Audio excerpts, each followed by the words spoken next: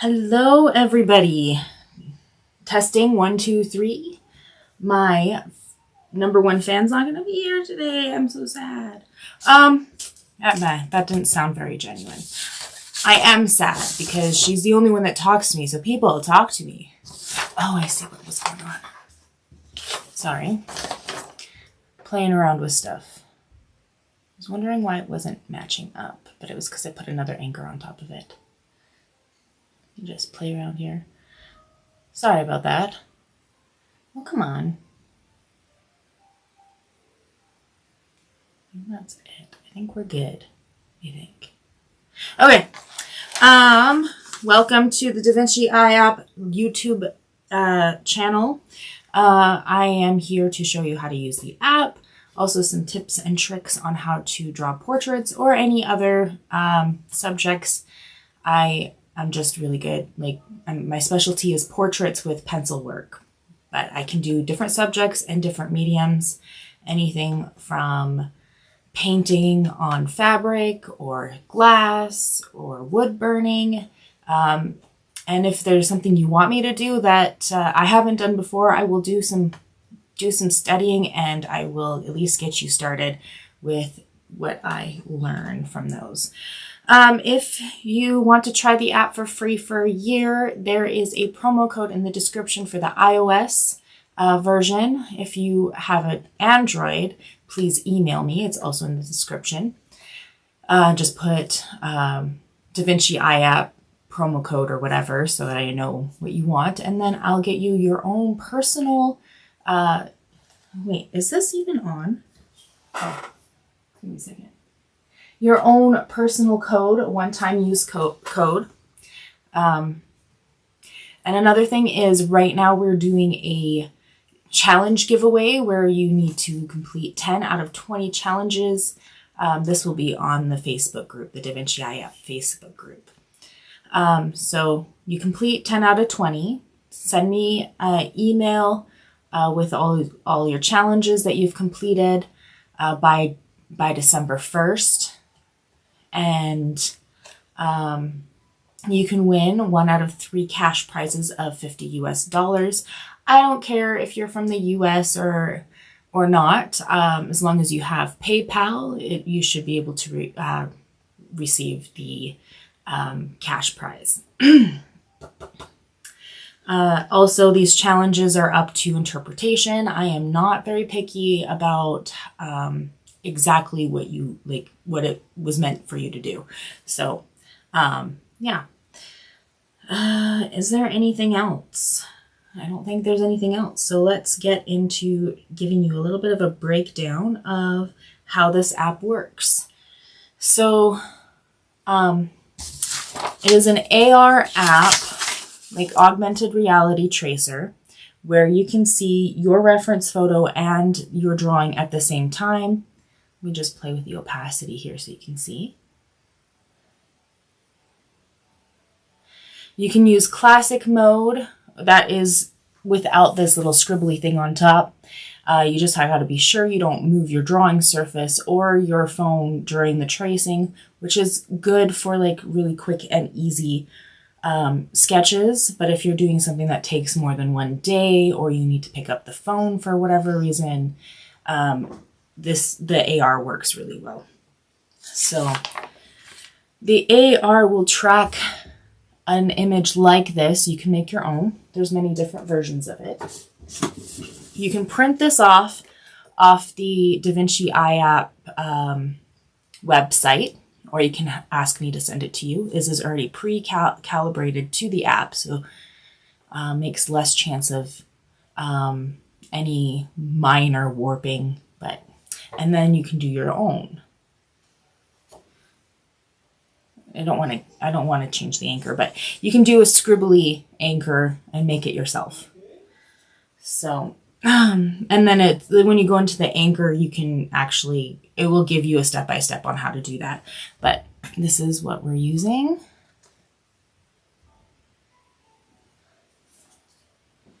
So it just moves around this way. You can tilt your drawing surface, and it will adjust as you need. You can tilt your phone to make it easier for you to see, especially if it's higher up. And then it will also save the position for you if you needed to walk away from your drawing surface. If you go back, so if you go into the saved, you can select the image you were working on. This is the one that we were working on.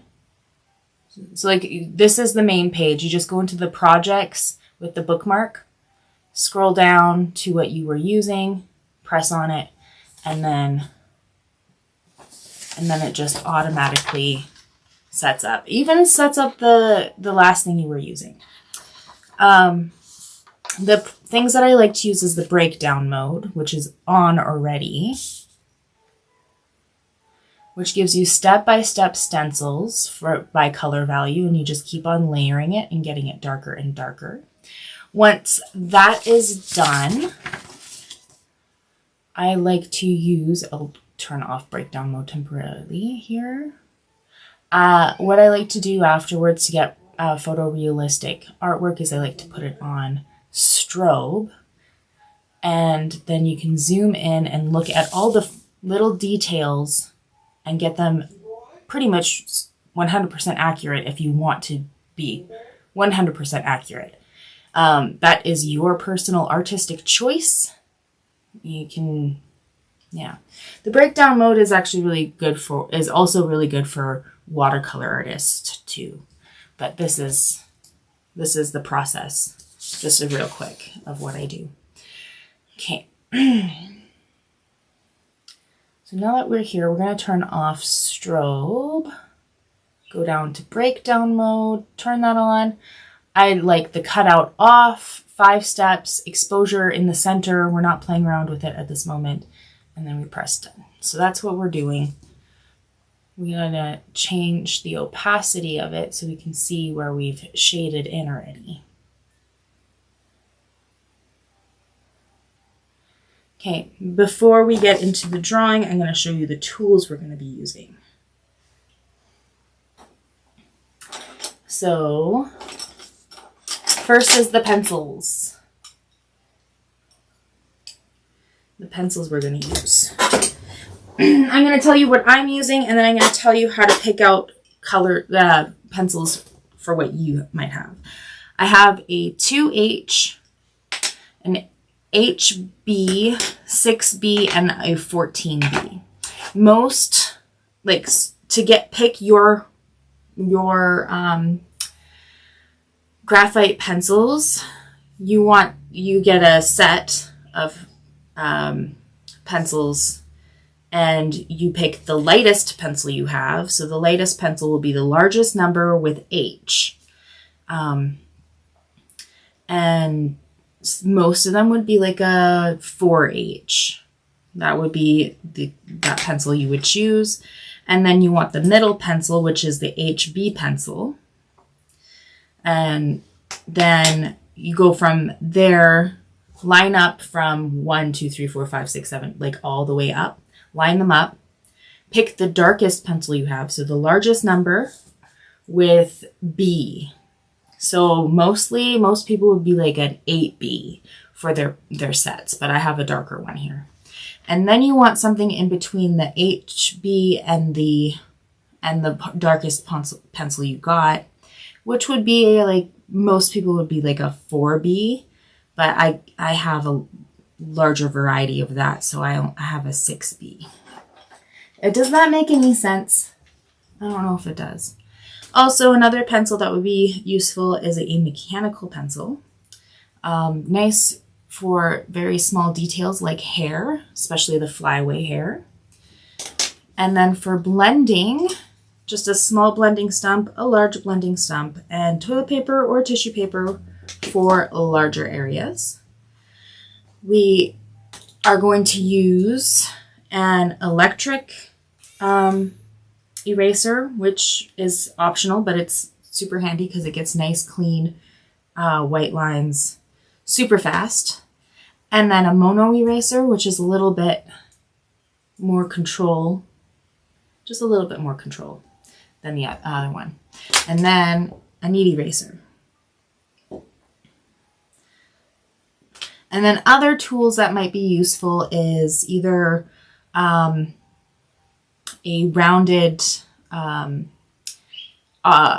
like a sculpting tool, a very small rounded sculpting tool, or an empty pen. I have an empty pen. Just really make sure this is nice and cleaned out before you start using it.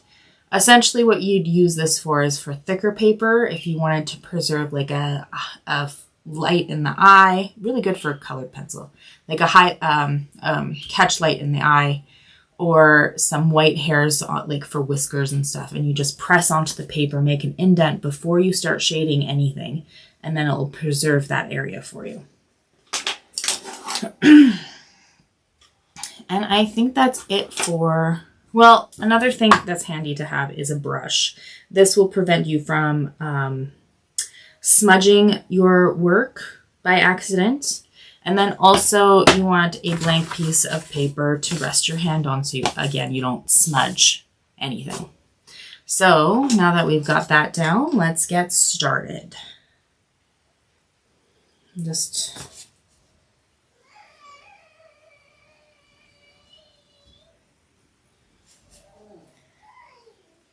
So I did part of this section. We're going to continue this. So let's see where we're at. I'm looking at the darkest part that I have already done. And then we're going to just continue. So this is step 3. This would be the pencil that's between the HB and the darkest pencil you have. So you probably have a 4B. I have a 6B. Make sure your pencils are nice and sharp while working. Pencil sharpeners, if you're getting an electric one, try to get one that has like a nice fine tip. Like it's nice and long. You can get handheld ones that work as well. Pros to having a handheld one is your pencils will last longer. And then pros for an electric one is that it speeds up the process for drawing. So I prefer an electric one, just letting you know. That's just my personal opinion. But when you're looking for a manual pencil sharpener, try to look for one that will also make that nice long sharp pencil. We don't want short stubby pencils. Okay, so I'm going in tight circular motions with just enough pressure to match the step 4. I know we're on step 3, but we want to look ahead to step 4. We're trying to match this shade right here. If you can see that, the one that's right there. The 4 is actually going to be closer to black when we get there. So, yeah.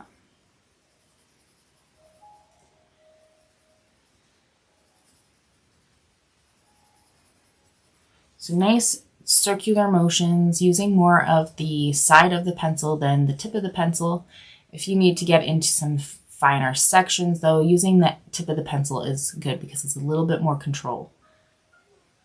But for some larger spaces of shading, I do recommend doing the side of the pencil.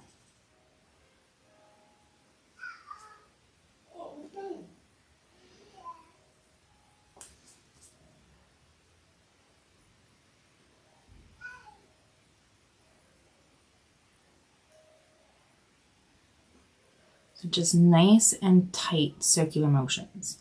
When you're shading large areas, try to hold the pencil, just a little tip. Try to hold the pencil on the very end of the pencil instead of close to the tip. This will help control the pressure. You have a bit more control of the pressure. And you don't gouge your paper and cause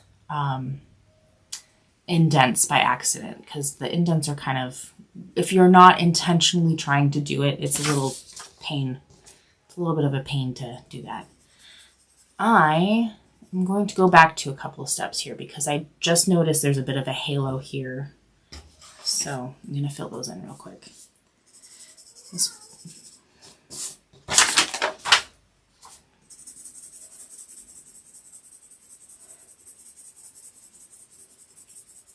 I want to get right to the edge. It was probably because I didn't move it over all the way when I was working on it, but that's okay. It's just a small area. It's not going to be too difficult. Then we go to the next step. This one's the HB.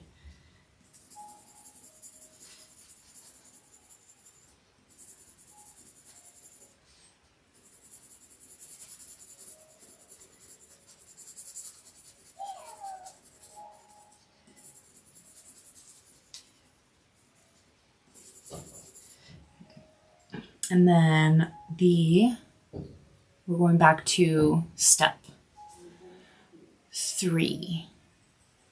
Because now I did fix that little white section there, so it's all good. We're good. We are good.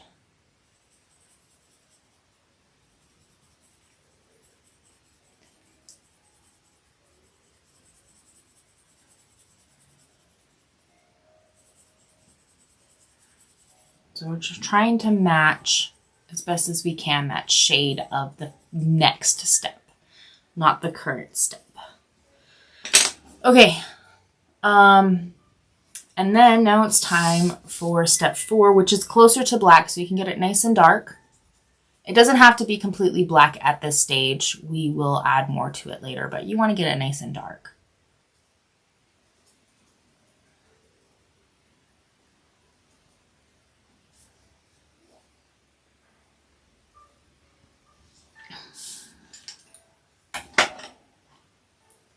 Now, we're going to move on to the next step, the next section.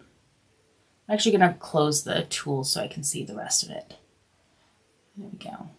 I'm just trying to minimize the space that I'm working on. But if you feel overwhelmed with how much you're working on at a time, do smaller sections.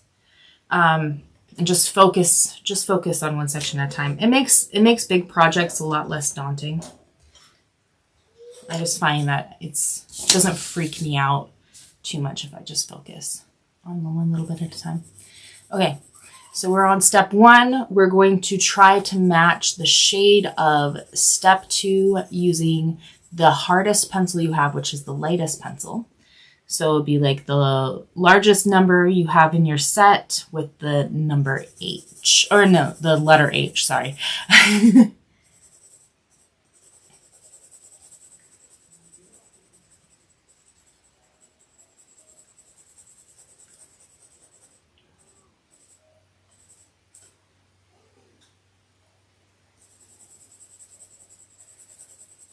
If you need to play around with the opacity just so you can see where you're shading, go ahead and do that. Another thing is with the breakdown mode, you can change the color of it, which might be easier for like different colored papers that you're working with. Or if you are a little colorblind and you can't see certain colors, that might work too. But yeah, let's turn off that again.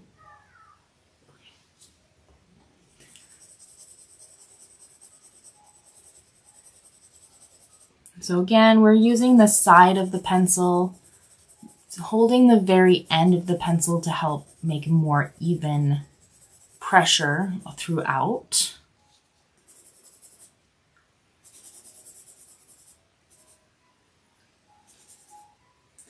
Oh, why is this on private? See if I can fix this. It's not supposed to be private. It's supposed to be public.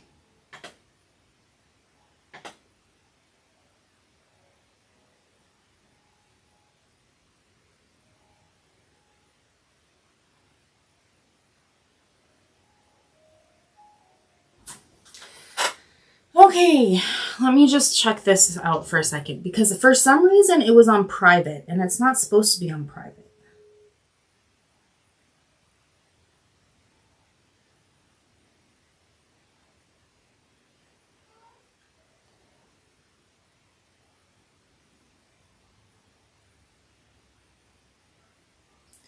What's going on? I'm sorry. I'm having technical... There. Now we have some people on here. I did the entire beginning of the video with the video being on private.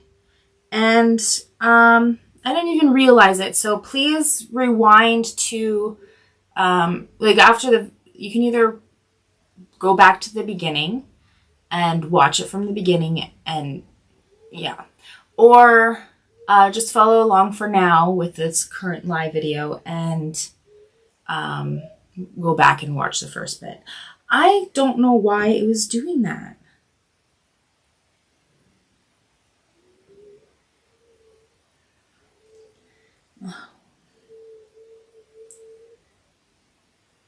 Okay, so there is more to this video than what just happened right now. Like what's happening right now. There is more to it. So, but anyways.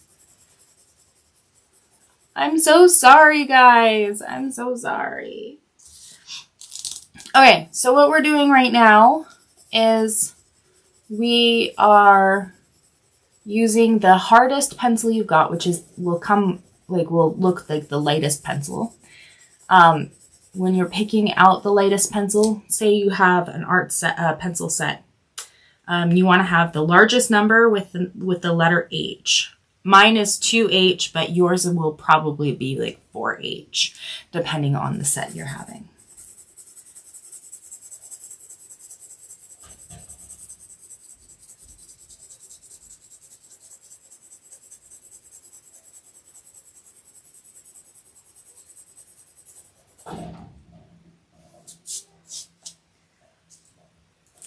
I am so sorry, guys, for not having this in a public thing. I was wondering why nobody was watching.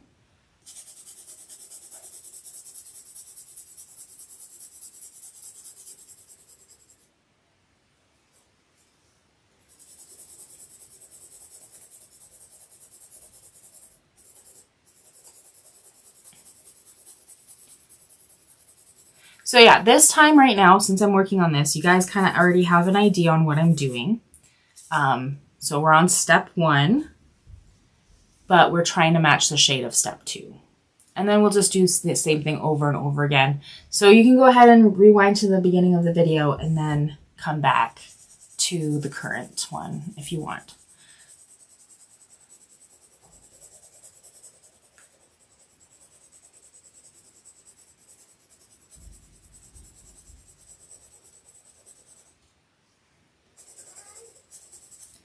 So we're just doing light pressure, holding the very end of the pencil.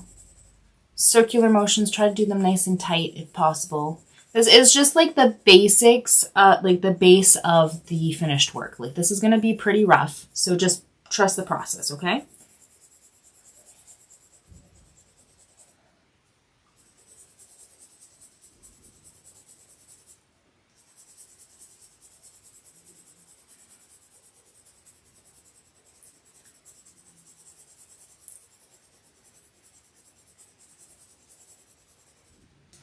Always the first step is going to take the longest to do because the areas that you're shading in are getting smaller and smaller as you go around.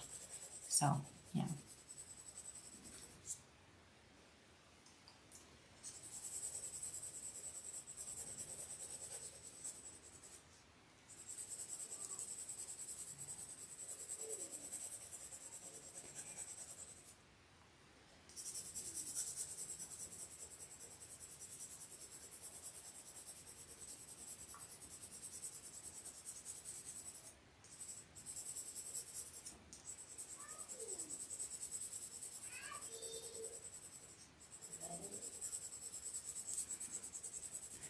Today, I am pretty sure we're going to be able to get to the point where we can start doing the finished layer, the detailed layer. Okay, now we're going to move on to step 2. We are going to be looking at the shade of step 3. Also, light pressure, circular motions. We're using the HB pencil for this. Keep your pencil sharp. So I'm holding the very end of the pencil and the side of the pencil for this.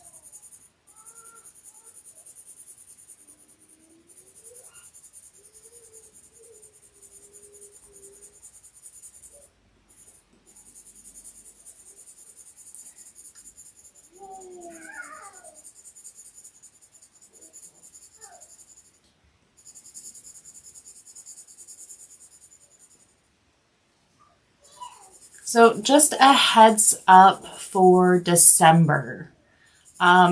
We don't know what's going to be happening in December. There may be some big changes happening, as well as the holidays on top of it. So I will keep you guys updated on the schedule if I'm going to be missing a few Fridays here and there. But yeah, I won't be forgetting you guys. It's just going to probably be a hectic month for us in positive ways.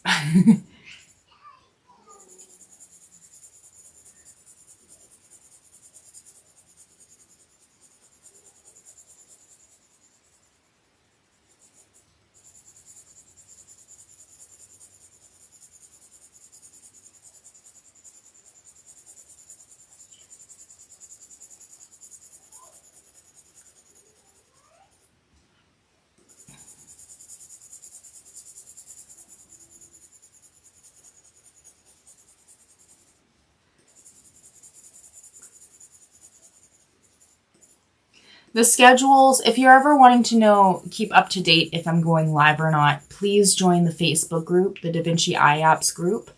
I will always be posting there if about the scheduling, if anything comes up or if I'm sick or whatever. That's where you can keep track of me.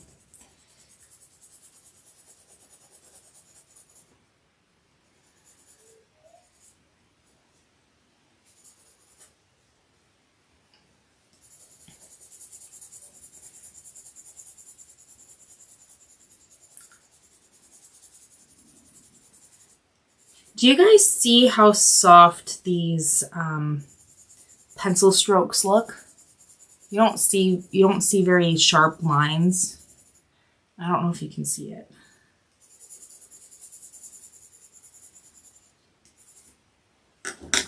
Yeah, I'm gonna see if I can bring up.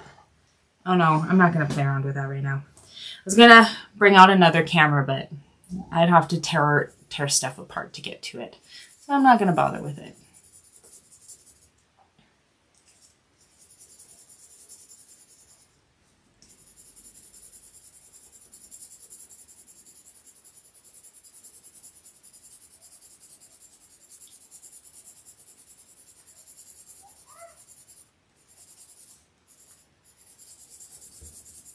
If your lines are sharp, that's not a good thing, if you know what I'm talking about. If it looks nice and soft, the soft lines, that's good.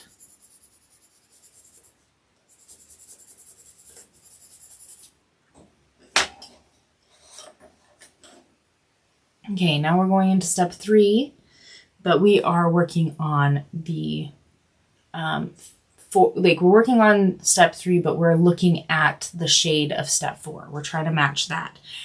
We are using the second softest pencil. For the little details, you can use the tip of the pencil. Just don't push too hard. You don't want to dent the paper. You don't want to cause any creasing. Any gouging. No gouging. And you don't have to worry about getting it all exact. This is, again, just the base layer, just to get a nice shadowing and highlights base. We're still going to be playing around with it more to make it more realistic.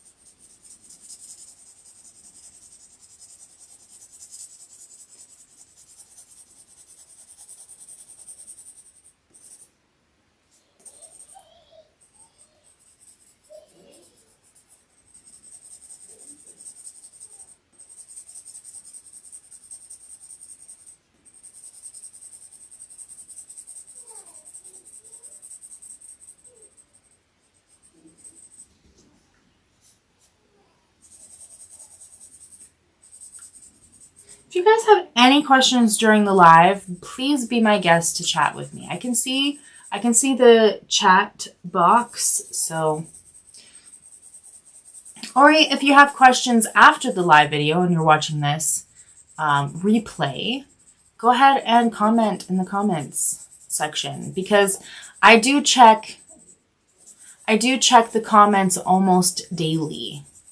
There's a few days in the week that a couple of days in the week that I don't. So.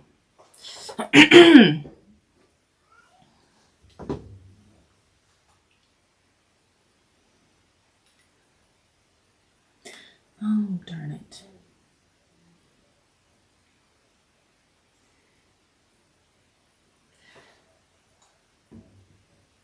I did a boo-boo because I'm supposed to be taking care of my time.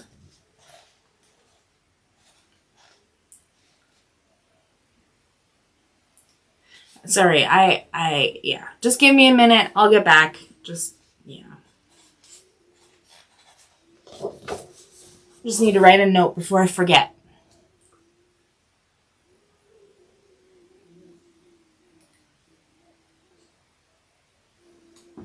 Okay, getting back.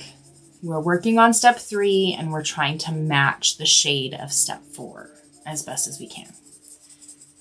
Trying not to gouge the paper in the process. Don't gouge the paper.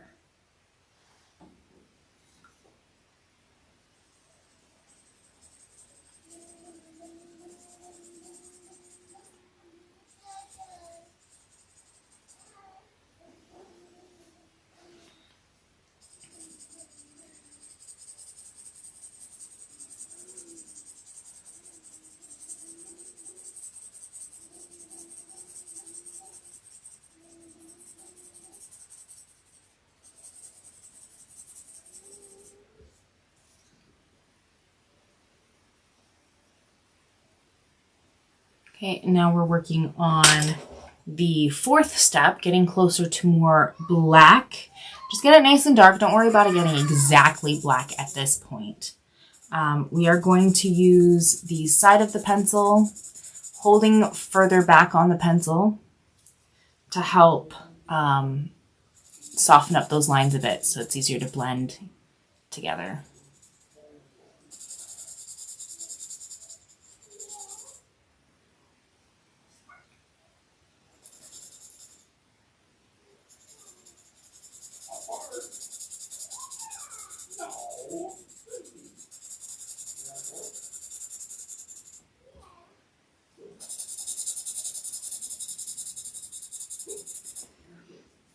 These pencils that I'm using are super fun to use, or super awesome. Like, I didn't know these existed until I went to Seattle for a quick art trip,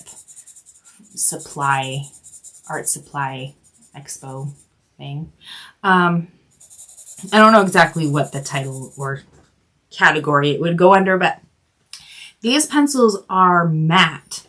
These are graphite matte pencils. So it doesn't get shiny when you put a lot of graphite on the paper.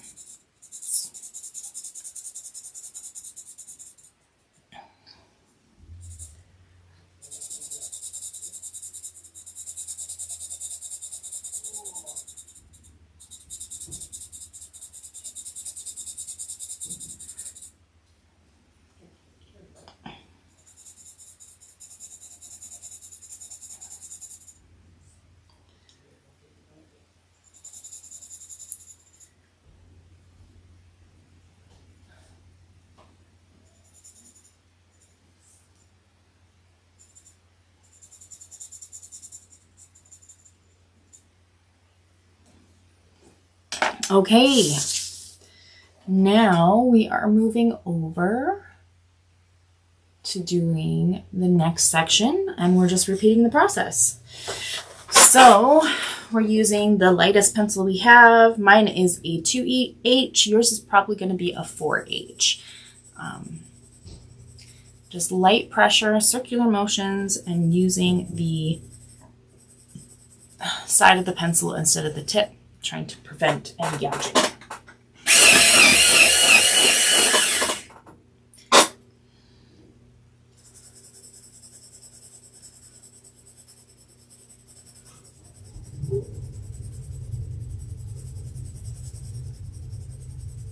So circular motions, oval motions, whatever. Just, yeah.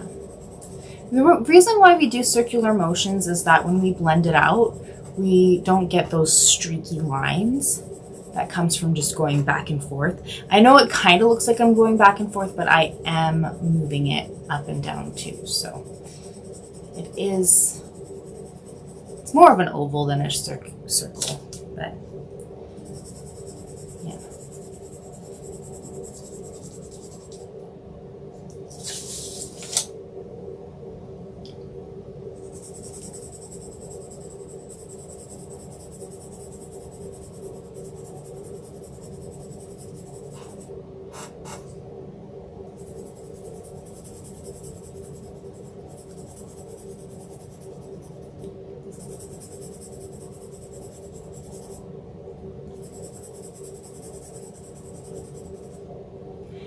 Just a little something fun to know is that as long as you're willing for me to draw on these live videos a reference photo that you want done, I will do it for free. I'm willing to draw a portrait or anything, a drawing for you for free. Even the mailing will be free too. But just send me a reference photo you'd like me to work on. It's going to be on the first come, first served basis. And when it gets done, I don't know. So, because I don't have a lot of time during the week to work on this. It's only for the live videos, which is two hours a week. And they take me about anywhere, like black and white drawings take me about 10 hours. So that would make it about 2 weeks long to do. But the colored ones, they take me anywhere between 20 to 30 hours, depending on how detailed it is. So that would take even longer, 2 to 3 months.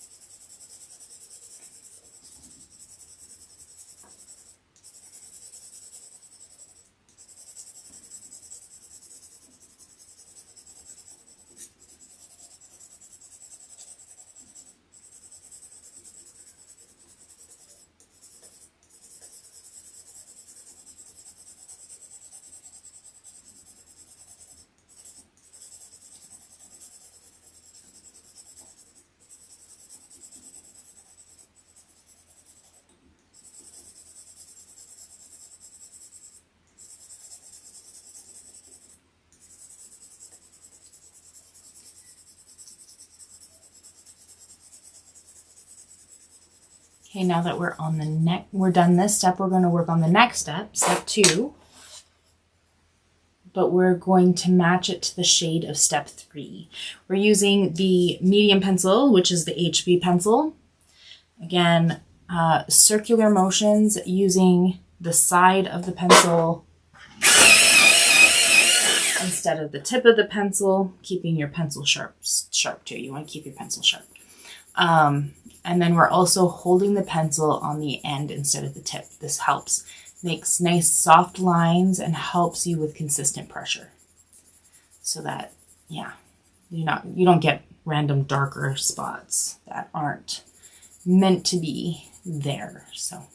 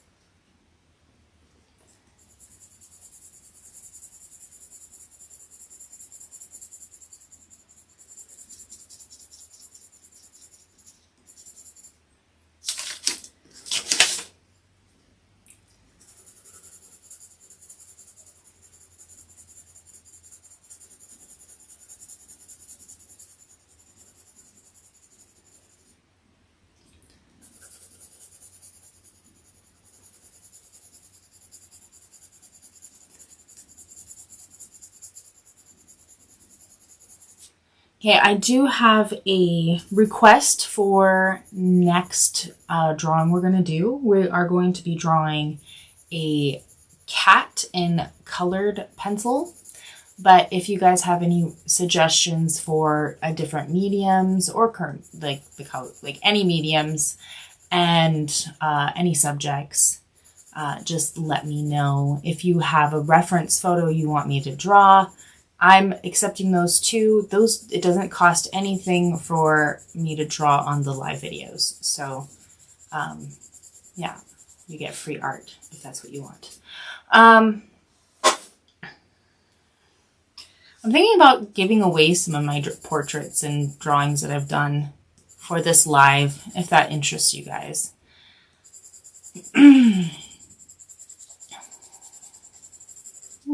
We'll see. We'll see if that's something that would be interesting to do, if people are interested in that.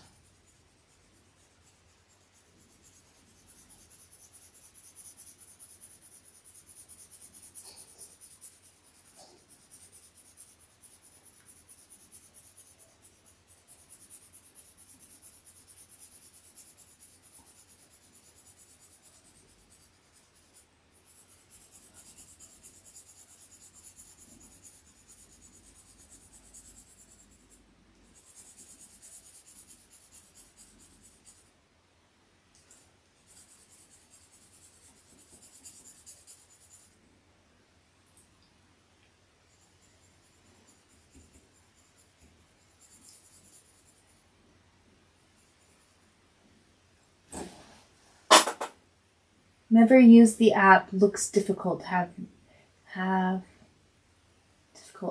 the app for years. If you want me to, I am more than welcome to get you started in one-on-one video calls. It doesn't cost you anything. It's 100% free to get you started. So yeah, if you're interested in that, just shoot me a message on Facebook. My name's Charity Low. You can either send me a message through my personal account, or the Vinci Eye App Facebook group. I'm on there too. And then also my personal Facebook page, which is charitylowsart.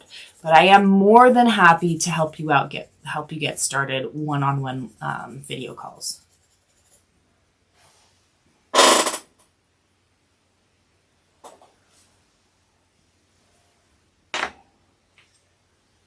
You are more than welcome. I'm glad to be a help. That's what I'm here for. So we're going into the step 3, and we're actually looking at the shade of step 4. And we're using the second softest pencil you have. Mine is a 6B for my softest pencil. Yours will probably be a 4B. Oh. I haven't charged this pencil sharpener for like about a year or so now, and it's still going.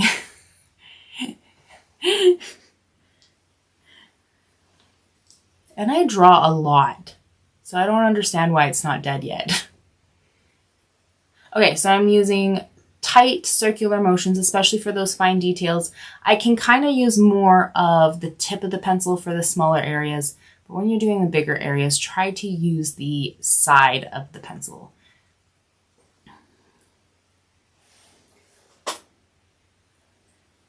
No premium. What do you mean by that?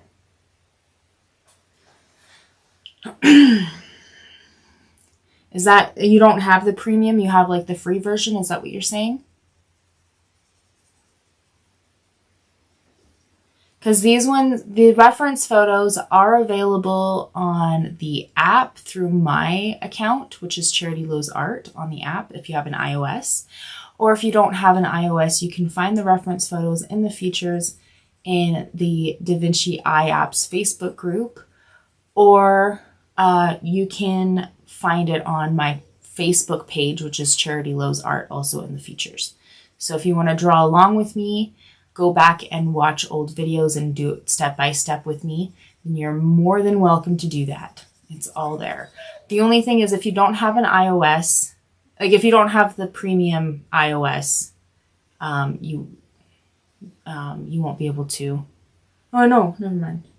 Yeah. Indeed free.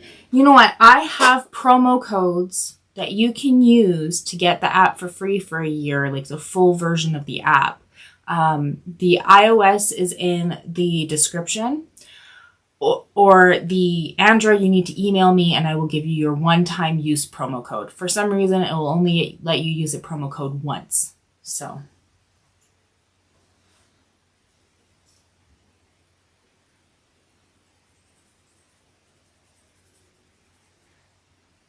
Yeah, so if you don't have the premium, you won't be able to download the image from the Facebook and then use it. You have to find my profile, charitylowsart, in the search, and then go into my inspirations and you should be able to find it. There's a lot of stuff on there, but it should be the first photograph that pops up.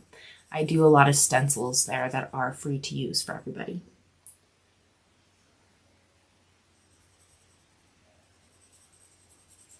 Do you want me to show you where to find this reference photo? Because I can do that. I'm going to do that real quick. I'm going to go back. So we're going to go into the main page. You see the 3 purple lines. You click on that. And then you do profile search. And then you just type in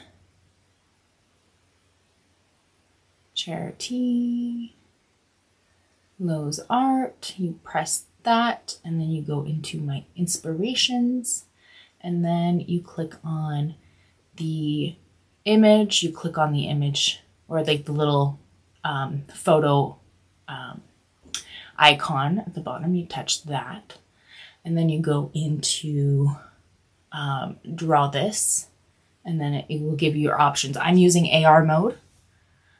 I'm not going to start this up again because I have it already on. So I'm going to go to projects with the little bookmark, scroll down to what project I'm working on. Everything's already set and ready to go.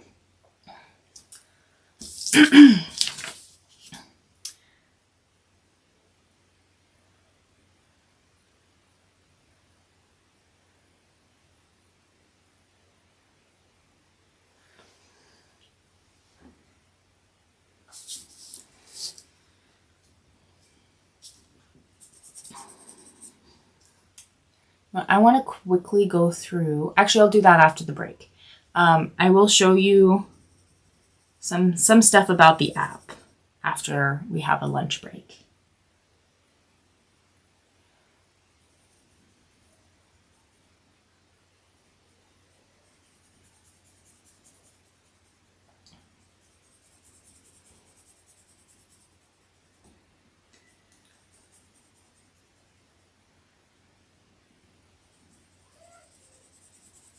So we're trying to match the shade of step 4 at this point, but we are on step 3. And I'm using the second softest pencil, holding it by the end of the pencil, not the tip, and using the side of the pencil.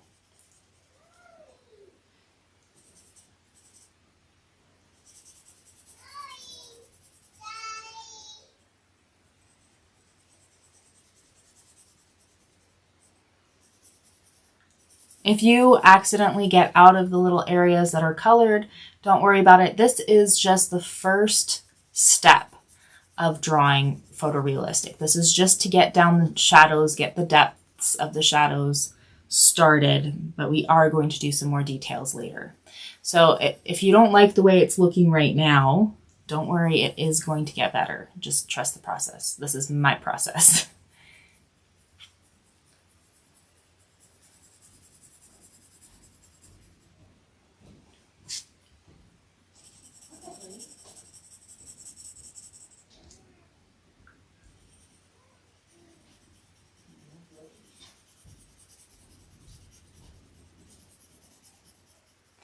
Some little tips that I'd like to add for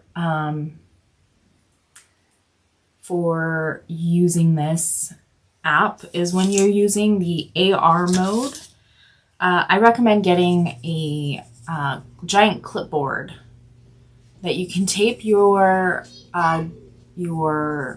drawing surface to and the anchor to. That way you can put it away and work on it for another day.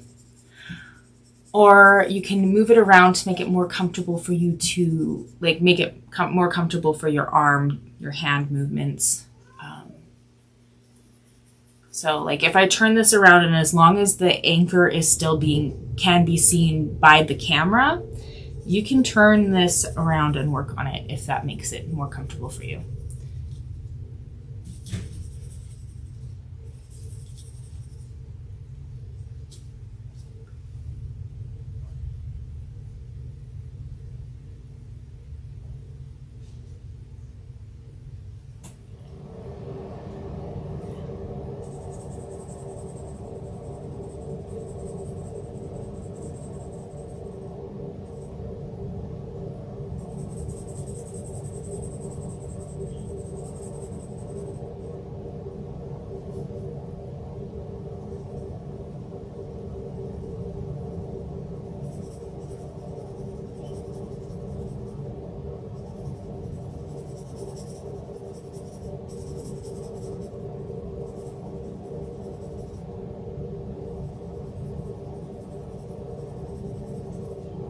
Okay, now we're going into the fourth step. This is actually going to be closer to black.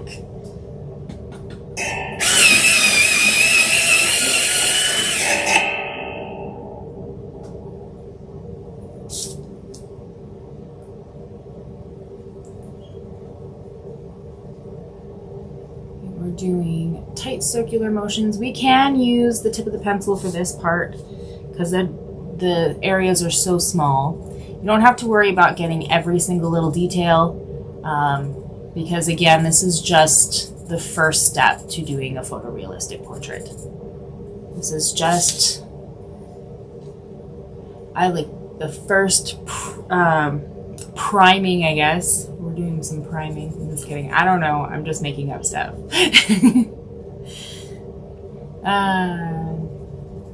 Okay. We're done that. Now we're going to finish that little bit, that little rectangle, and then we can work on our next steps.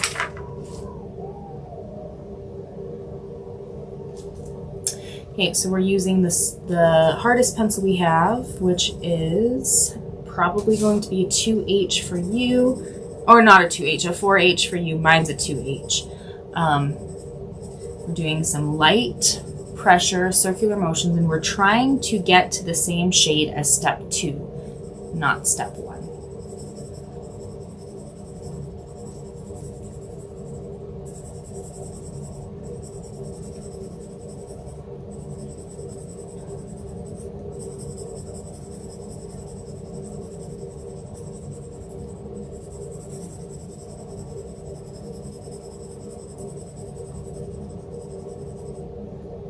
So I want to tell you something about my setup that you cannot see, is I'm actually streaming this onto my smart TV. So I can actually just look at the TV instead of trying to like stretch my neck and look through the phone. But there is also other options for making it easier to see your screen.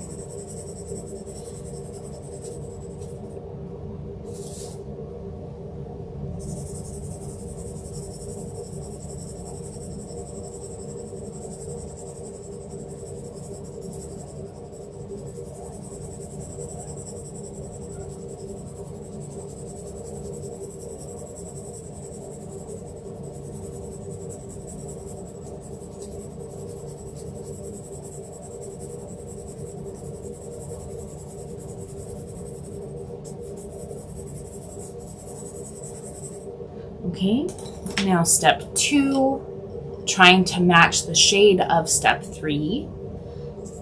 using the medium pencil, the HB pencil.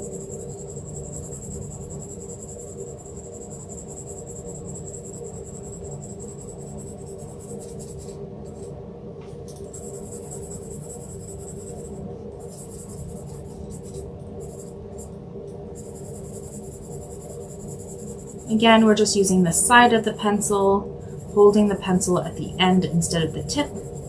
Circular motions.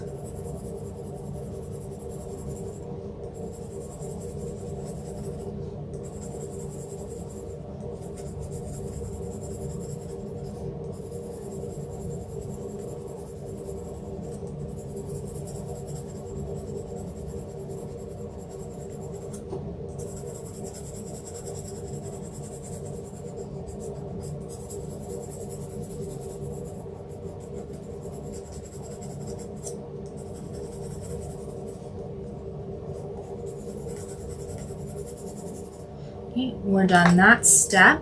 Now we're going into step 3, and we're going to try to match the shade of step 4. We're using the second softest pencil we have. Yours will probably be a 4B. Mine is a 6B.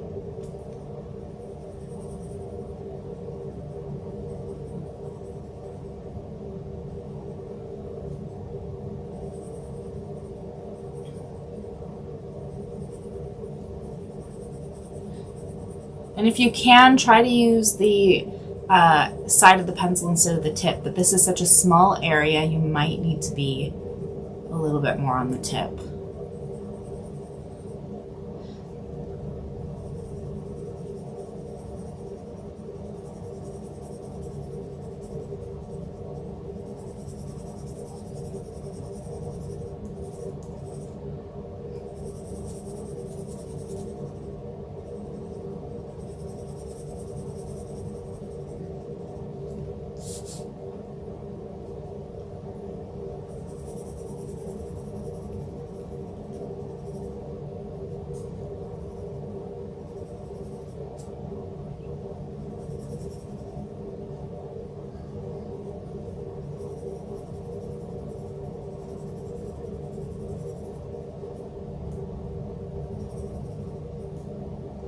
And then the last step, I don't know if there's anything here. Oh, there's a little bit. Oh. There's a little bit here. So this is step 4, and we're gonna get closer to black. You don't need to get directly to black quite yet, but we're gonna finish this before we just take a quick break.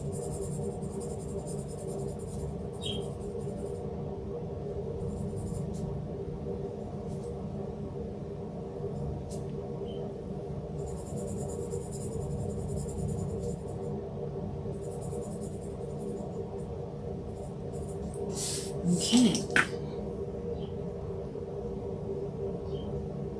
It's going to show you an overhead view. I'm going to turn off the breakdown because we're done with the we're done with the breakdown right this second. But yes, here's what just the drawing surface looks like. And here is the reference. So we still have quite a bit of building up to do still, but this is the start. Okay, we're gonna take like a 5-10 minute break. I'll be back. You guys get your cup of coffee, tea, or whatever you need to make it through another hour. So.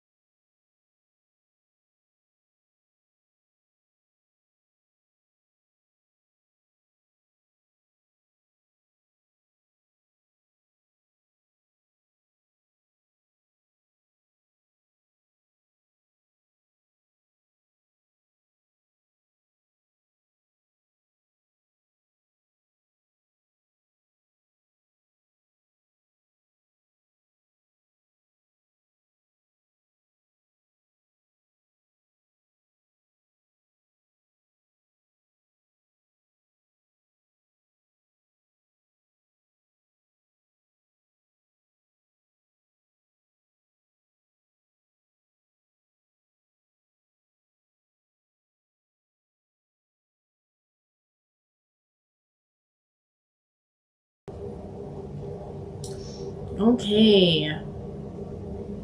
Just give me a second while I do something. Okay, we are back. Now is a good time to ask questions. I'm taking a break from drawing for a minute, but I am going to go through some stuff. I'm going to go through some stuff with the app itself, the features and stuff. But yeah. First, let's start with this. I am a fan of the app. I am not the app developer. That would be Sam.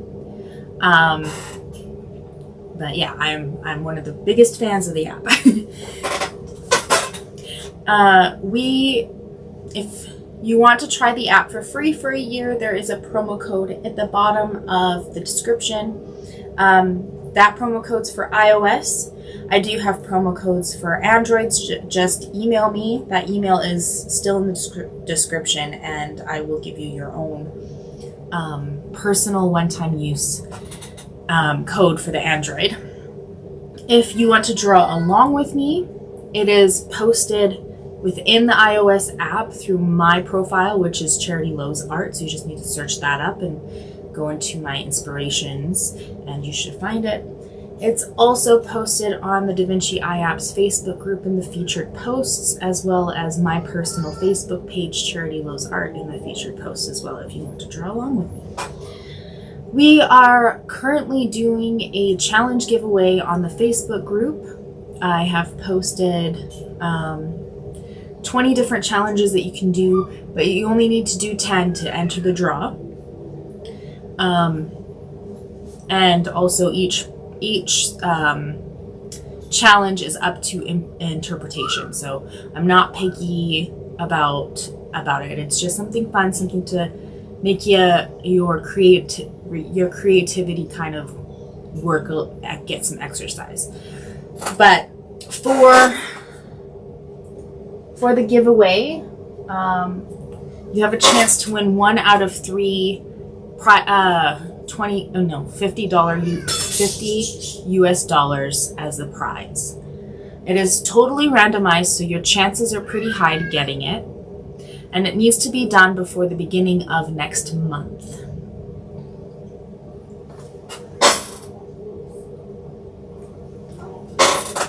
So once you're done doing your 10 challenges, please email with the images of all your challenges complete, and then you will be entered into draw. But yeah, email is in the description, and it's also in the post as well on the Facebook group. So, I am talking really fast. I'm so sorry. I just got a lot of exciting things that are happening right now in my life. So let's go through the app.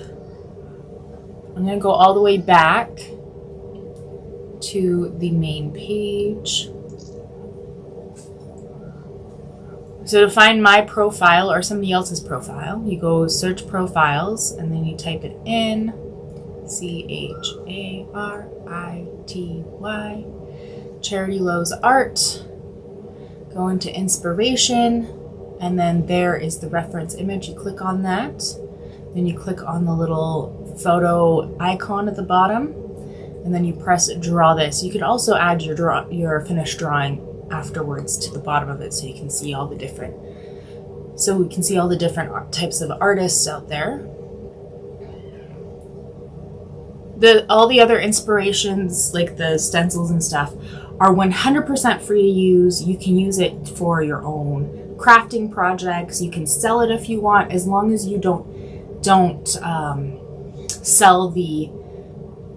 try to sell the image for somebody else to use, because it is free for the people who have the app. So just don't, yeah. I'm okay with you selling the projects you're making with those. So anyways, what else? So sorry, we're gonna go back to the main page, and then we're going to projects. This is for like if you're taking more than one day like we are doing. it goes back, and then it just automatically realigns when you're using the AR mode. It just perfectly realigns. So I'm going to show you something. So the AR mode is tracking the anchor, so you can have it tilted if you need your drawing surface tilted for comfort, or your phone tilted so you can see better. It will make up for the angle so it doesn't get all warped when you're drawing it. What I like to do is, because I have like many projects happening at once, but if you happen to be doing the same thing, having more than one project going on at once, get a giant clipboard. Get a giant clipboard, tape the drawing surface down, tape the anchor down, and then you can take it off the table, put it away, bring it back, and it will keep everything aligned. Also, if you have the space to move your clipboard around, you can have it so it's easier, like move it around so it's easier for your hand to make certain strokes. As long as the anchor is the camera on your phone or tablet can see the anchor at all times. So don't put your hand over it, because it'll disappear. Just make sure, like, that's the only thing that you need to keep in mind, is that just don't cover the anchor. You can also turn it upside down as long as you don't cover it, and yeah, it's super easy to use. And I think that's what we're done for now. You guys are more than welcome to ask questions throughout this video, and I'm here to help you, not to look. I'm here to help you. I'm not here to look pretty. So put me to work. Ask questions. I'm gonna show you some tools. I'm going to show you the tools that I like to use, and we just used one of them earlier in this video, the breakdown mode. I like to have that on. Cutout off, 5 steps, exposure in the center. This gives you step-by-step stencils for color value, and it just gets darker and darker as you go. Great for base.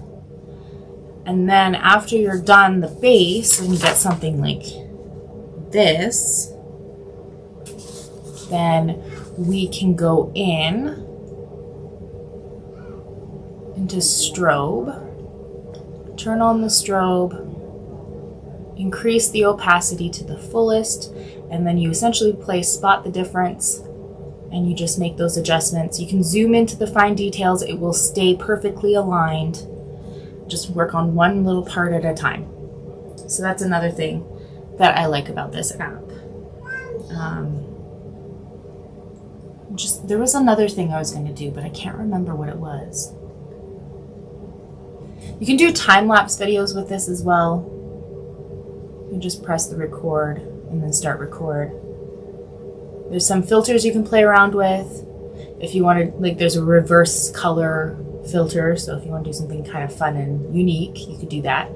Torch is turning on your phone or tablet's flashlight. Grid is good for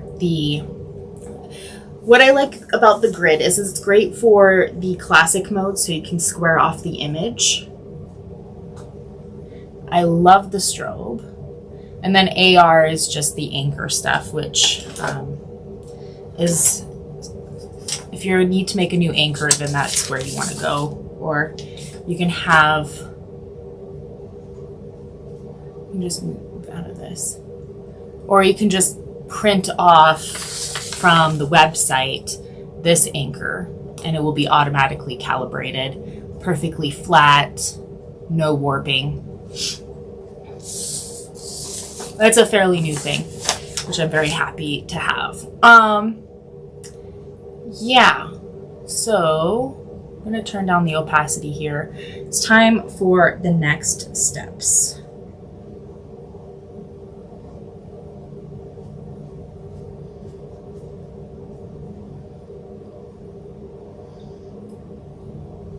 Okay, this step that I like to do is blending.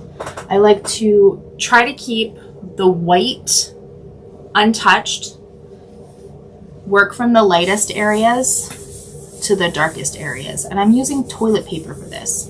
You can use tissue paper, just whatever you do, please do not use your hands. You get oil all over the paper, fingerprints that will never disappear.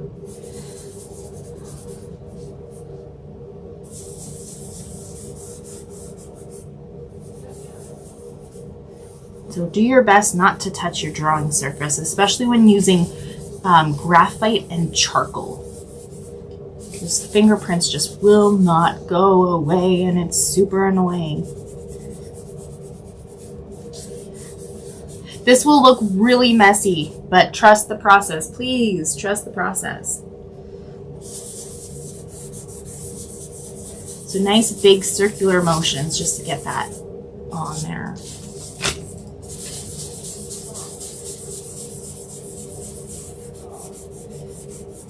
Now, looking at the reference image, there is like a little bit of a darker background on the bottom. I'm gonna take what's on that tissue paper or toilet paper and kind of push it in the bottom and drag it up. That's just something I noticed. So I am going over some of the white just to kind of create that. For the hair, you can blend it in the direction of where the hair is going.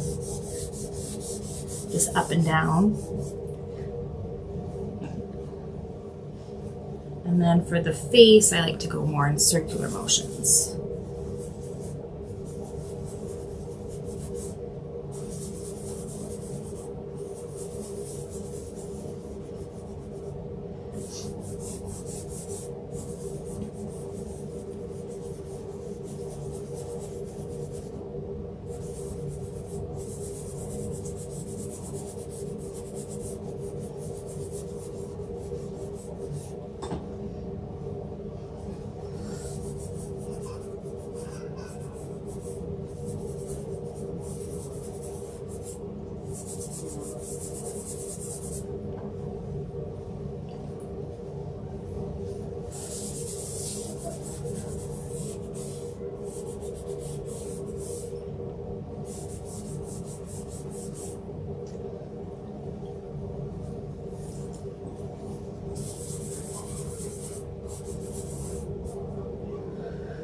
Okay.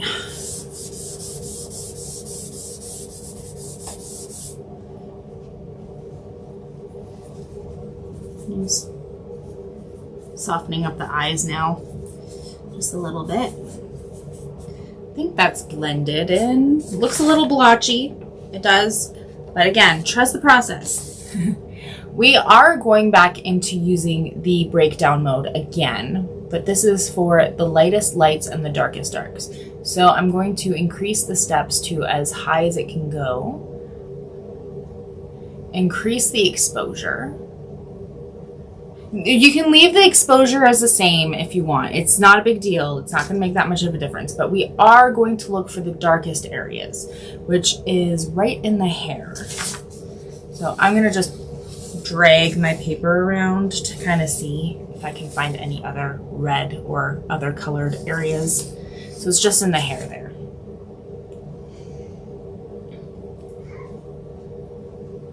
Okay, previously, things that I used was black watercolor pencil. You could also use black colored pencil, charcoal, or the darkest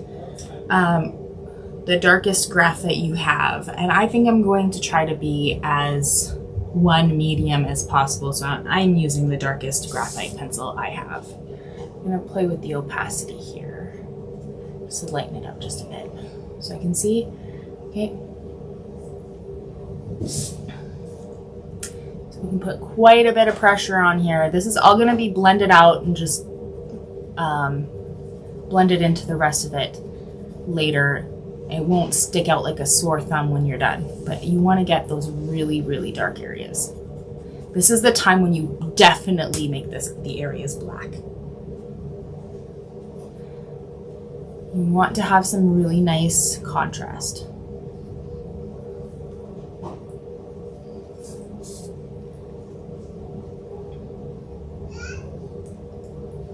This step, how I see it, is just getting over the fear of putting too much darkness on the page. So if you're making yourself put it down as black, then you're forced to kind of make everything match that. But this is definitely a stepping stone to get over the fear of putting too much on.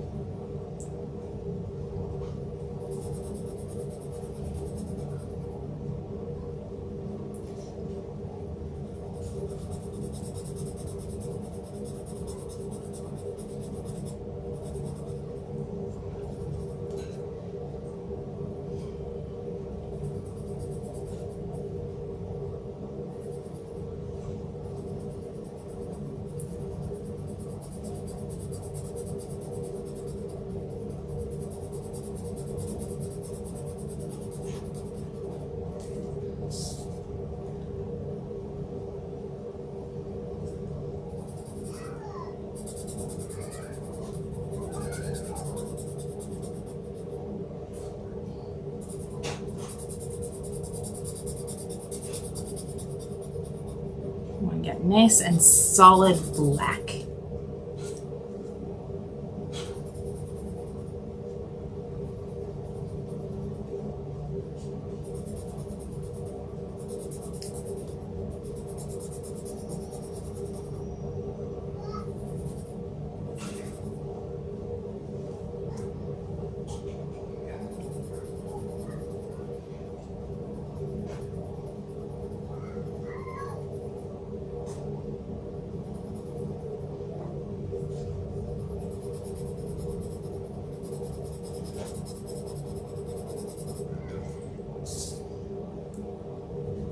So when I was taking art classes,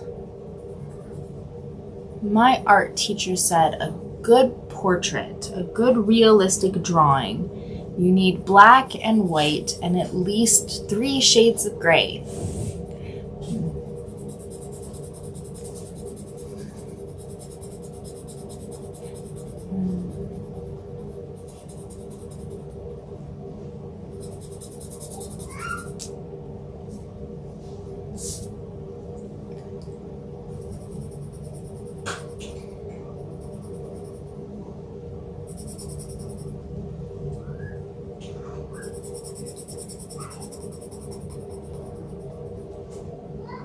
Went a little bit too far, but that's okay. It will blend in. It will blend in.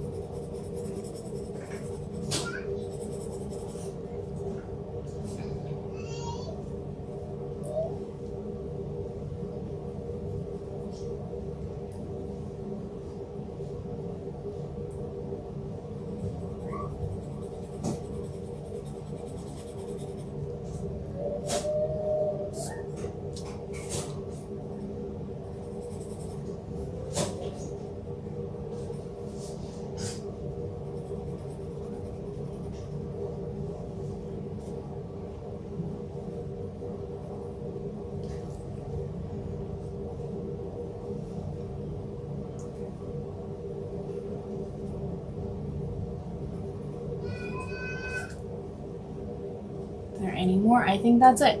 We are done. We are done with the darkest areas of the portrait. Okay, now it's time for the next step. We're going to turn off breakdown mode. We're going to decrease the exposure, which you don't have to. You can just leave it as normal. This is just my process. If it doesn't make any sense to you, that's fine.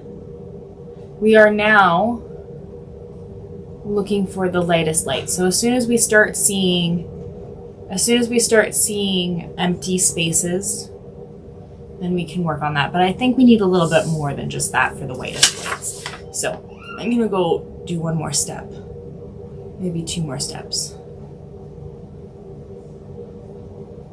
I want to do some of the highlights on the face too. Let me see. Maybe not.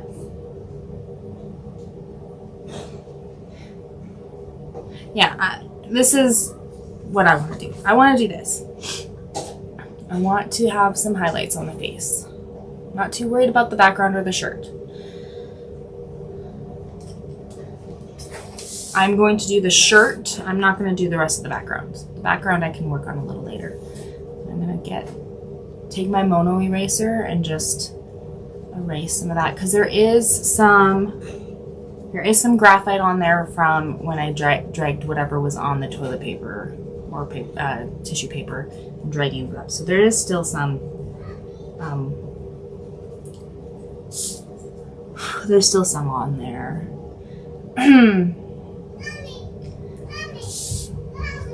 And then we're not racing where the red is or whatever color you set it as. We are going where the white is.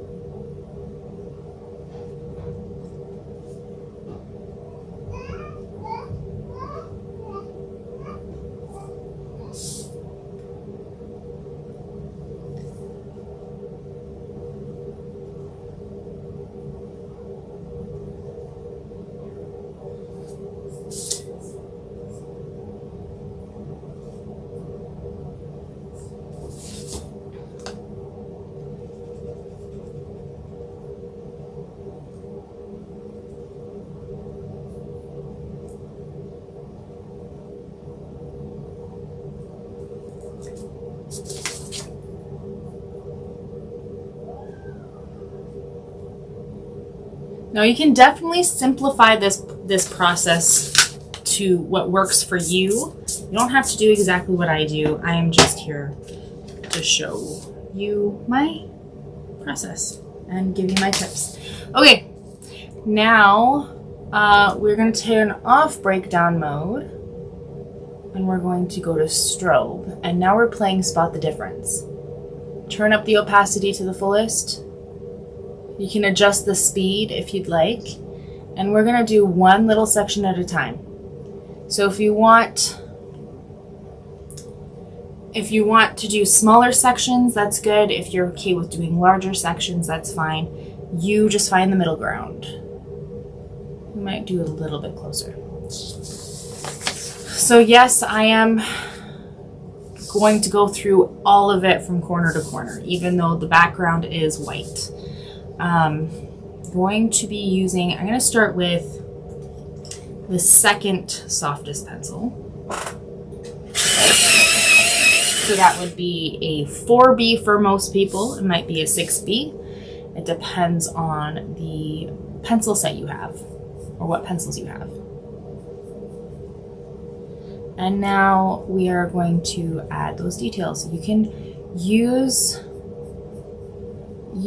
the reference photo as a guideline. You don't have to be exact. I am just a perfectionist, and it's really hard for me not to try to get it exact. So, or close to. So I'm working on those really dark sections of hair.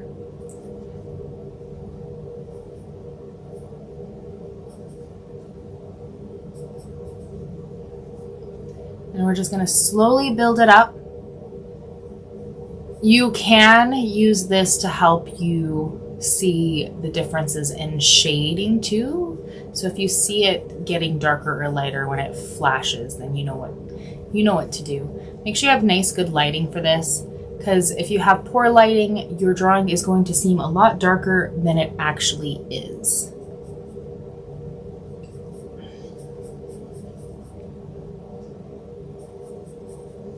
And then you also want to be very careful with using these torch feature if you don't have adequate lighting. If you are using graphite, most graphites will have like a little bit of a shine mark, and it will reflect back to the camera. So it is going to look a little funny. I have in my hand a matte graphite, so it does not give that little shine mark. Okay, so tips for drawing hair is we're looking at the shape of the hair. So if it was like curly hair, each section has its own shape. And then the shape of the highlights and shadows, and the direction of where the hair is going. So you want to pay attention to those elements when you're drawing.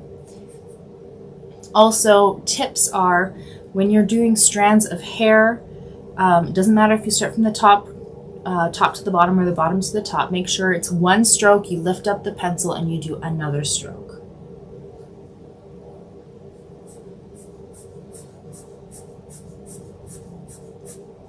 And you can go ahead and drag that a little bit further than what you see so that it blends in nice and easily when you start working on the next section. We do not need to, or should we don't do this, because this is a major mistake, is taking the pencil. I'm going to show you on here. Taking the pencil, going from one. I'm going to do this once because it's not not terrible for doing it once. You're going to go. Don't do this. From the root of the hair all the way down to the bottom of the hair. Don't do that when you're doing hair. This is all going to blend in, but the hair. The reason why we do that is because hair likes to overlap each other. So like the strands will disappear and some other strands will pop up. So yeah, please don't do that. Please don't go all the way.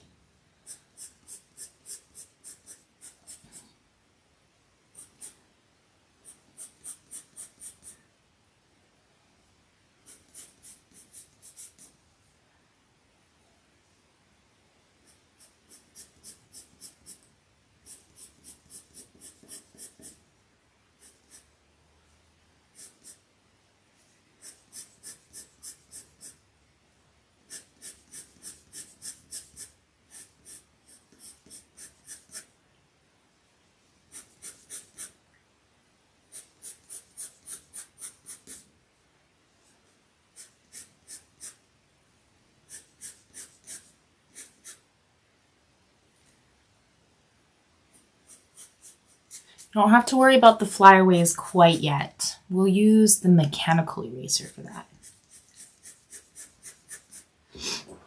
Okay, we did one layer of the strands. We're going to take our small blending stump and we're going to follow the direction of that hair with the blending stump just to soften it up a bit, because we're not really focused. The camera's not super focused on the hair. So just soften up those lines.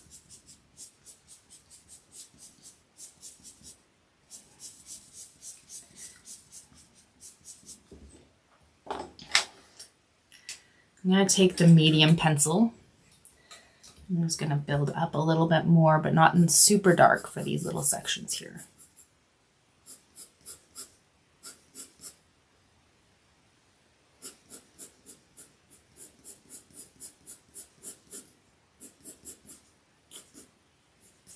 I think I might need to add a little bit more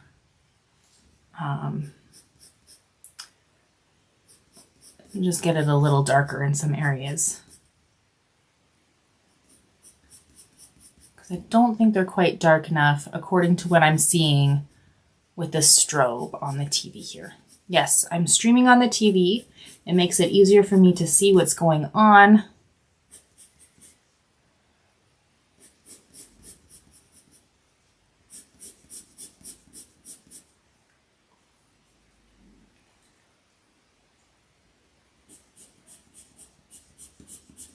You just want to add a little bit more to that to kind of match the shade. So I'm putting quite a bit of pressure using the second softest pencil I have. And then we're going to blend it a little bit, going in the direction of the hair. And then we're going to use the mono eraser or the electric eraser, whatever you feel more comfortable doing. And we're going to pick up some of those highlights.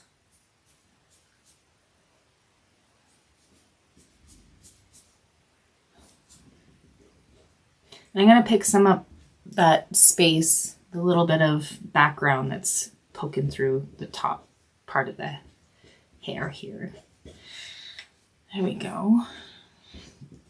And then after I'm going to look at this again, sorry. I'm going to add a few little more highlights here. Okay. Then I'm going to take the mechanical pencil. We can add some stray hairs.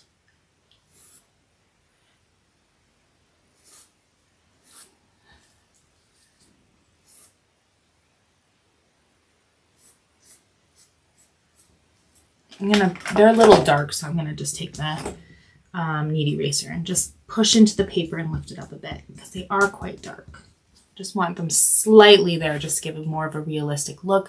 And then we can do some stray hairs that are not following the rules of the direction of the hair. And you can overlap those highlights a bit with that.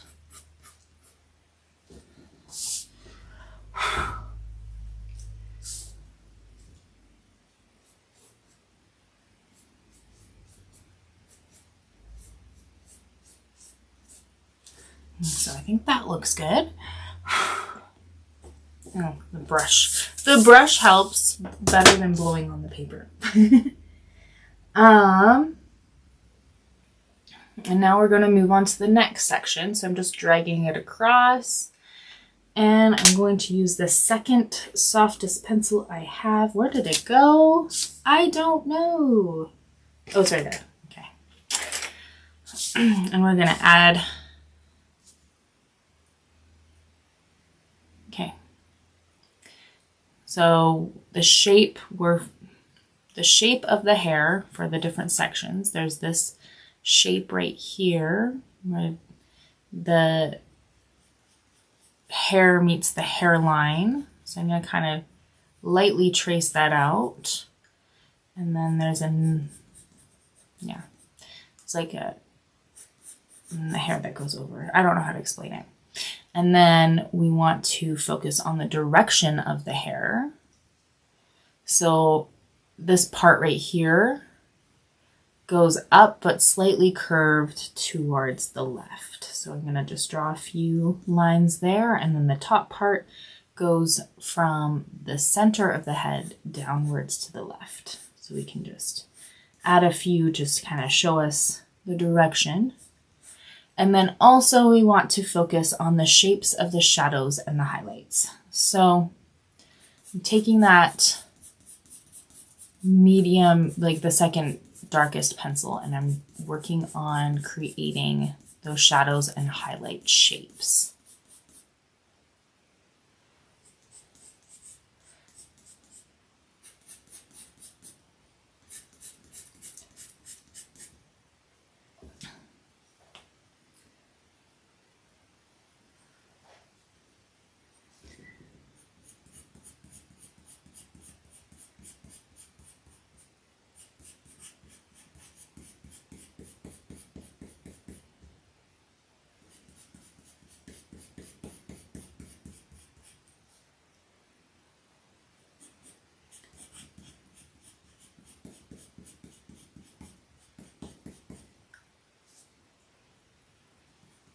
And then always keep in mind of the direction of the hair. So there's a little bit where the baby hairs are, the hairs are kind of going more upward than they are going to the side.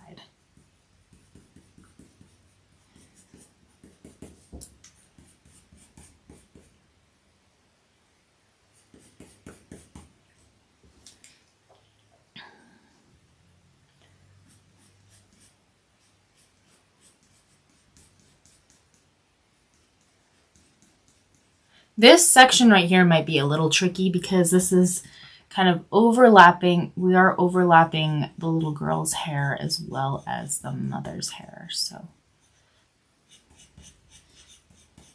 but you always, that's something fun about doing portraits, pet portraits and people portraits, is that there's always something challenging and you learn from it. Like, I did a commission portrait I just finished a couple of days ago. And it was all, like, it was a dog in a sequined dress. And the sequence was both fun and frustrating at the same time. Especially in color.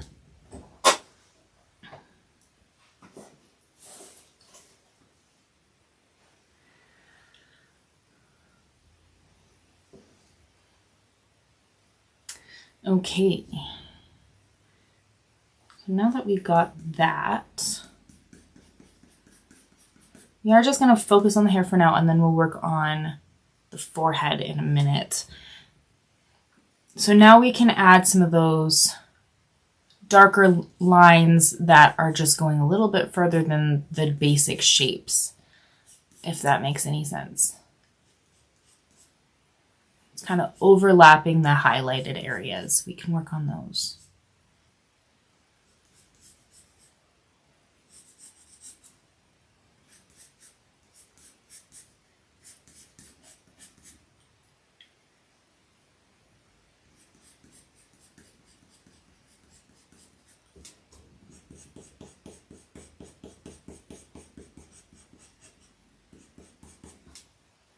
And then we're going to take our blending stump and we're going to blend in the direction of the hair in each different section. You can pull it a little bit for like the hairline. We can just pull it a little bit down. We need to add some more shadow there later anyways.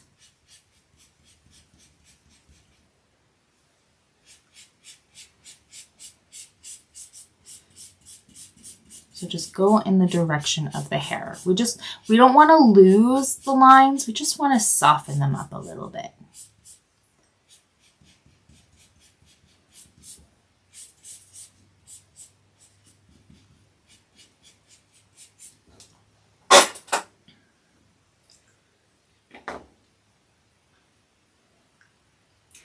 Look at it, see if there's some areas that still need to add more darkness to it. Change the shape a little bit if needed. I'm still using that second to darkest pencil here.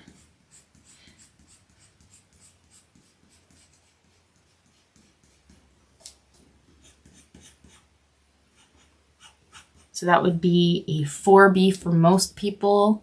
For me, it's a 6B. If you want me to go over how to pick out your pencils again, let me know.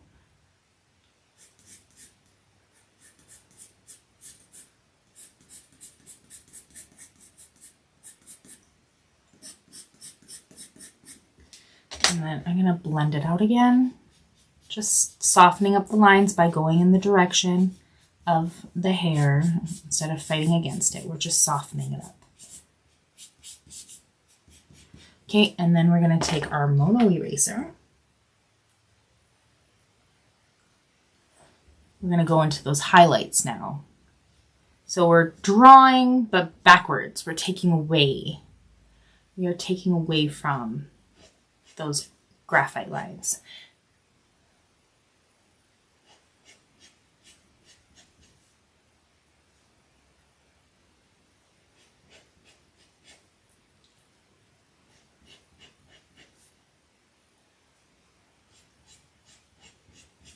Okay.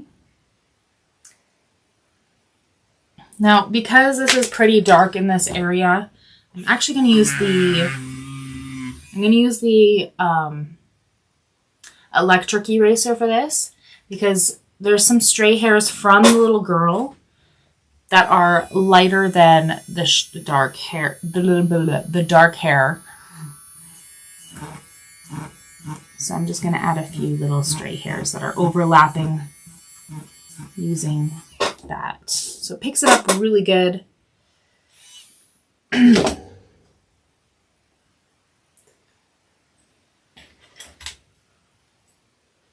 then we can add some other stray hairs from the mother.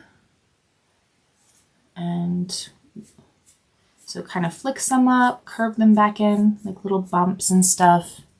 A few that are popping out. Just a few. You can use the reference image for guidelines on where to place them, but it doesn't really matter too much. And then I'm just going to dab them to soften them up a little bit. Maybe go over it one more time, just for a few.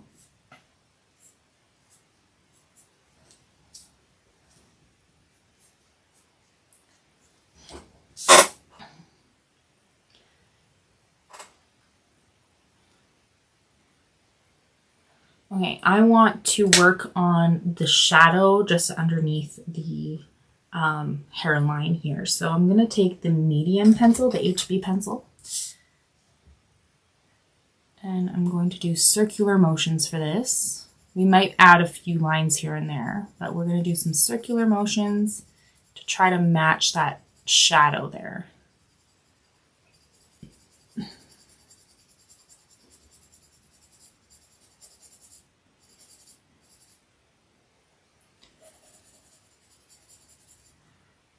And then we can use lighter pressure to just add a little bit more to the forehead. And trying your best to see the shapes that are being created by shadows and highlights. Some of them are so minor.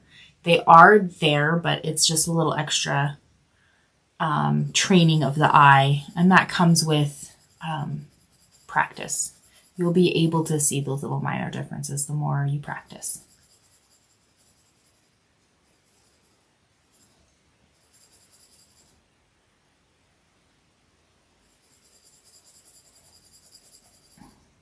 We can always go over it later as a whole to just make sure everything's nice and smooth. Everything goes in together. You can, and also when you start blending these sections, blend into areas that aren't worked on yet either, so that it helps make it look cohesive from the same drawing. So I'm going to press quite a bit of pressure on the hairline here. I think I might add a bit more. Let's see. Might need to add a little bit more. I'm going to use the second softest pencil for this. Just to... I can see that it still needs to be darker in here. So just circular motions. You can add a few little lines where the hair is coming from.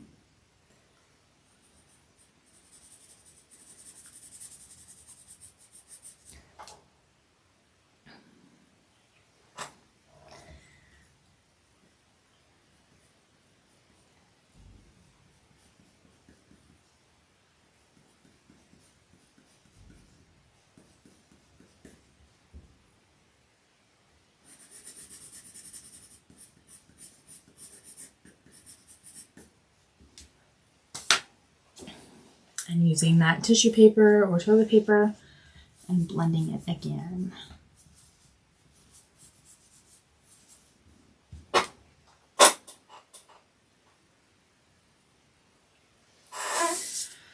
Now for the well, yeah, I think that might be good enough for now. For the daughter's hair, we only have a little bit showing right now. We are going to be using the HB because it's not super dark. Her hair is a little bit lighter.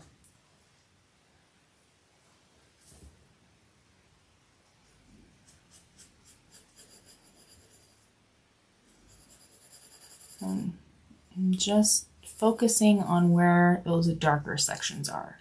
I kind of like, when it comes to like hair, I like to work from dark to light. Everybody's different. Everybody's different.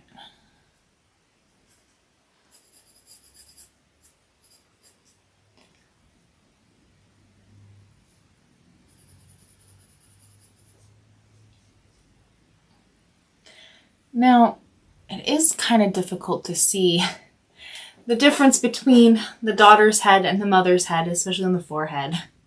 So I'm not going to worry too much about that right now. So draw what you see, not what you think you see.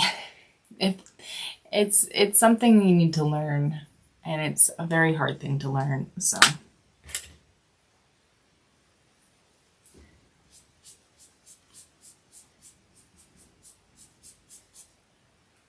I'm just taking that blending stump and softening up those lines a little bit.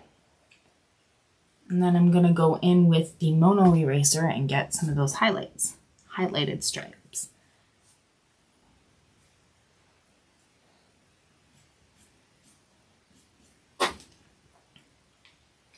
And we can add a few more stray hairs, but these ones are actually coming from the daughter this time.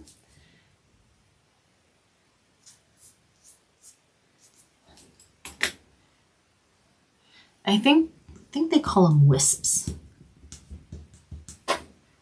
Wisps.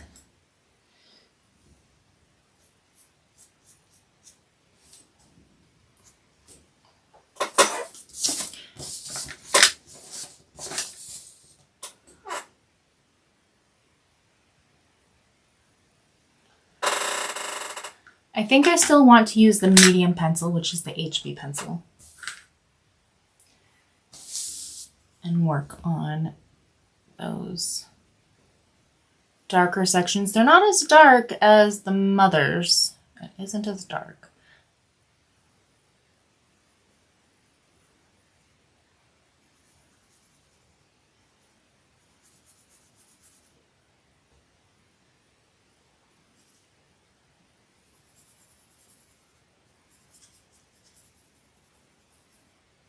Now you can't really see much of the details of the hair in this section, so I'm more focused on the shapes of the shadows and highlights.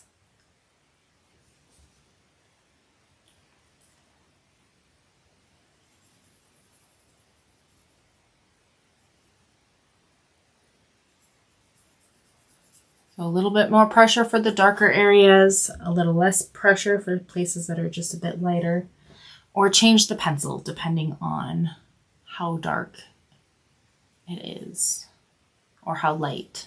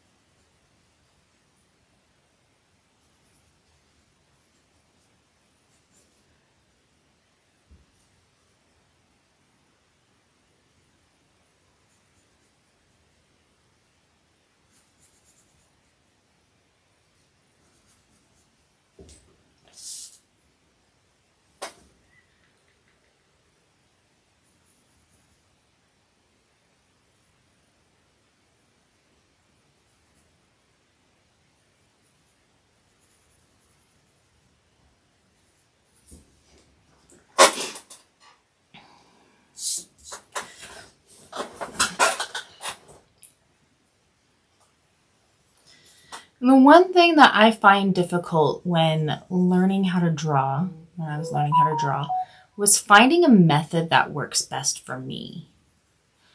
There are so many different ways to draw, and every single one of them works. They just don't work for everyone.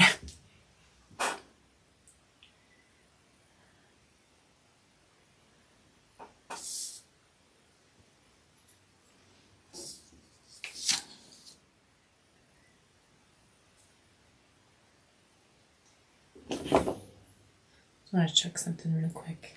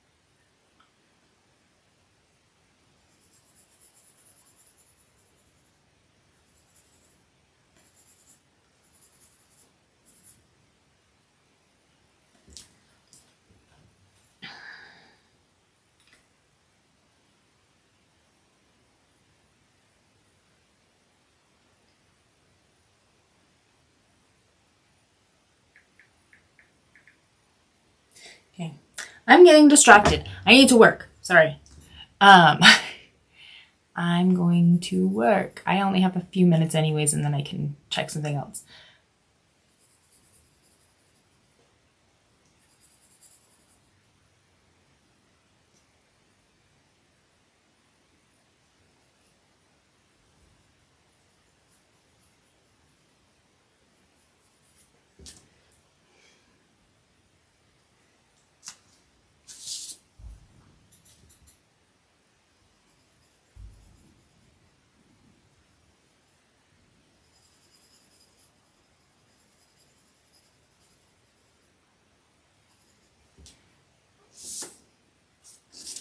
And then I'm going to add some of that, like make some of this area a little bit darker. I think I'm going to use the second to softest.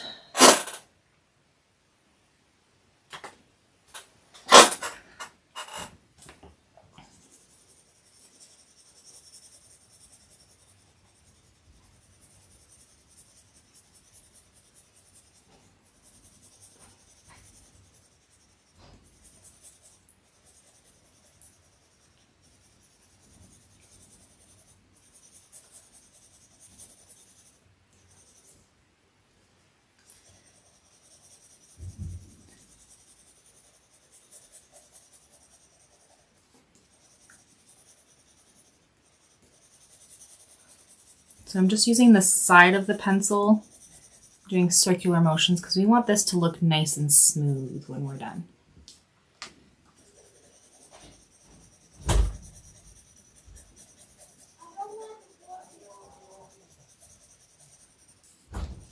Okay. Now we're going to blend it out.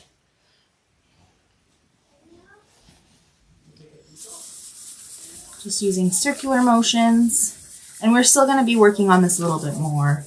Just keep on working on it until it looks almost identical. If that's what you're looking for, is almost identical, this is the video for you. Okay. Just wrapping a few things up. If you don't have the app and want to try it for free for a year, there is a promo code in the description for iOS. If you don't have an iOS device, I have promo codes for Android, but they are a one-time use only. So please email me, which is in the description, the email as well, and I will give you your personal one-time code. We are doing a art challenge giveaway on the Vinci Eye App group on Facebook. You just need to finish 10 challenges. They should be quick and easy. And there's a list of a bunch of different ones you can choose from. And if you finish those and send me an email with your finished projects, you can be entered in to win 1 out of 3 $50 US dollar cash prize. It's totally random picked, so you have a pretty good chance to winning. And you have to do this before the beginning of December. So get those done. So far, nobody has done the challenges yet. So get those in. Get them in quick. And I gotta go. See ya.